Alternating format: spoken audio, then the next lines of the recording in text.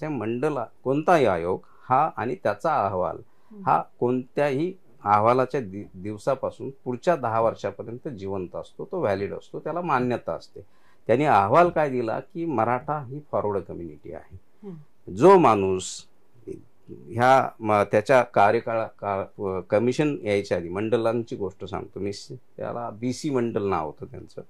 या ग्रस्तांनी 2 मुख्यमंत्री खाली घेतले. तुम्ही त्यांची पार्श्वभूमी पण, जीवनाची पार्श्वभूमी पण थोडीशी तपासली पाहिजे, त्याच्यामध्ये थोडासा प्रकाश टाकला पाहिजे. तो असा की हा व्यक्ती विश्वासार्ह होता का. आता ह्याच्यावर आर्ग्युमेंट जर आज आपण सुरू केले तर कदाचित विषय वेगळीकडे जाईल, पण त्याची पार्श्वभूमी थोडक्यात सांगून मी थोडंसं पुढे जातो. या माणसाने 2 मुख्यमंत्री स्वतःच्या राजकीय इच्छेपोटी खाली घेतलेत, याची सुद्धा आपण कुठेतरी तपासणी केली पाहिजे. मग हा मंडल आयोग आहे की नेमका बंडल आहे, याचा प्रश्न तुम्ही पत्रकारांनी स्वतःच्या मनाशी अभ्यास करून विचारला पाहिजे.